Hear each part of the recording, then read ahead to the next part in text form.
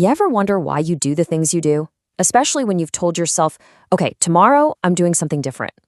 Well, in this explainer, we're going to pop the hood on our brains, look at the neuroscience of our habits, and figure out how we can actually get back in the driver's seat. So let me ask you this. Have you ever pulled into your driveway, shut off the car, and then it hits you, you have zero memory of the last, 10 minutes of the drive? It's a weird, kind of unsettling feeling, right? But that's not you spacing out. That's your brain's habit system in action, running a super complex task completely on autopilot. In this autopilot mode, it's not just for driving. Get this. One study found that a staggering 45% of our daily actions are habits. That means for nearly half of your waking hours, you're not really choosing what you do. You're just running these pre-programmed scripts. And that's exactly why understanding our habits is so important. It's about understanding almost half of our entire lives. Okay, so how does this autopilot system even work? Let's dive into the neuroscience of why our brains are so eager to take the wheel, often without even asking for our permission. So here's the crazy part. We walk around feeling like we're in complete control, making all these conscious decisions.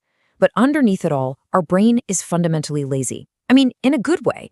It's an efficiency machine, and its main job is to find ways to save mental energy. It wants to offload any repetitive task it can, so it can save that precious brain power for new stuff, like solving a tricky problem or learning something new.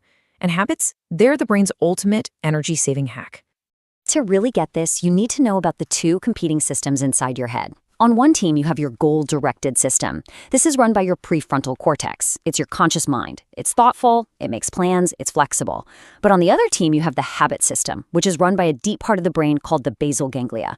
This system is all about automation. It's fast, it's rigid, and it doesn't need you to think. And these two systems, they are in a constant tug of war for control over what you do next. Yeah, sequence into one smooth routine that you can now do without even a flicker of conscious thought. So this handoff from your conscious brain to the autopilot system, it's not random. It follows a very specific, predictable pattern every single time. It's called the habit loop. This pattern is the habit loop. It's a simple, three-part neurological circuit, and it is the foundation of every single habit you have, from brushing your teeth in the morning to mindlessly scrolling through your phone at night. It's all governed by this loop. Okay, so the loop has three parts. First, there's the cue. This is the trigger that tells your brain, hey, time to go into automatic mode. It could be a time of day, a feeling, or, that notification sound from your phone. Second is the routine. That's the behavior itself. You hear the ping, you pick up the phone. And third, and this is crucial, is the reward. That's the payoff that tells your brain, hey, this whole loop, it's worth remembering and doing again. Now, a lot of us hear dopamine, and we immediately think pleasure. But that's not the whole story. Neurologically, it's really more of a reinforcement chemical. Its main job isn't just to make you feel good. Its job is to stamp that behavior into your brain's memory. It's basically your brain's save button, telling it that was useful, do that again next time you see that cue. And that reinforcement is what makes the habit stronger and more automatic every single time you do it. Okay, so if these loops are so deeply wired and reinforced by our own brain chemistry, are we just stuck with them? Not even close. And this quote from psychiatrist Dr. Tracy Marks really hits the nail on the head. You don't break a habit, you redesign it, you replace it. And this idea is the huge turning point from just understanding our habits to actually taking control of them. So how do we actually do that? How do we become the architects of our own neural pathways? Well, it all comes down to a really remarkable property that our brains have. And that property is called neuroplasticity. This is honestly one of the most hopeful concepts in all of science. It means your brain isn't like fixed hardware that you're stuck with. No, it's more like living, adaptable software. Every single experience, every thought, every action you repeat physically changes the structure of your brain. I absolutely love this analogy. Building a new habit is just like trying to forge a new path through a field of really tall grass. The first few times you do it, it's tough. It takes a lot of effort and focus. But the more you walk that same route, the more you trample down the grass, until eventually there's a clear, well-worn path that's the easiest and most automatic route to take. You are literally building a new road inside your brain. So practically, how do we start building that new path? Well, here's a 3-step game plan. First, you've got to become a detective of your own behavior. For the habit you want to change, figure out the loop. What's the cue? What's the routine?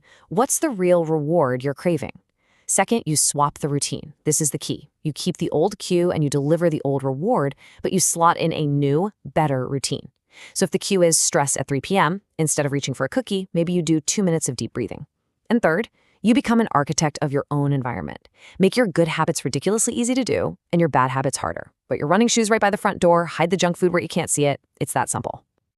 All right, now that we have the core strategies down, let's talk about some science-backed ways to supercharge this whole process, to make your brain even more ready and willing to change. You can think of these as creating the perfect fertile soil for new habits to grow in. Getting some sunlight first thing in the morning helps set your body's internal clock, which actually optimizes learning. Quality sleep is when your brain consolidates memories and strengthens those new pathways you're building. Regular exercise boosts a protein called BDNF. You can think of it as literally fertilizer for your brain cells. And practices like mindfulness help you get better at noticing your automatic urges, which gives you that crucial split second to choose a different response. And hey, if you're trying to build better learning habits, neuroscience has some very specific tips for you. Forget cramming all night. That's old news. Use spaced repetition, where you review info at increasing intervals. Don't just reread your notes, actively try to pull the information from your memory. That's called retrieval practice, and it forges way stronger connections. You gotta eliminate distractions because when you're distracted, your brain is way more likely to fall back on old habits. And finally, chunk big pieces of information into smaller, more manageable groups so you don't overwhelm yourself. So when you boil it all down, the biggest takeaway is this: neuroplasticity is not optional. Your brain is changing every single second of every day. It's strengthening some connections and weakening others based entirely on what you do and what you pay attention to. So the only real question is, are you going to be a passive passenger while it happens? Or are you going to consciously take the wheel and direct that process? What new path will you start walking today?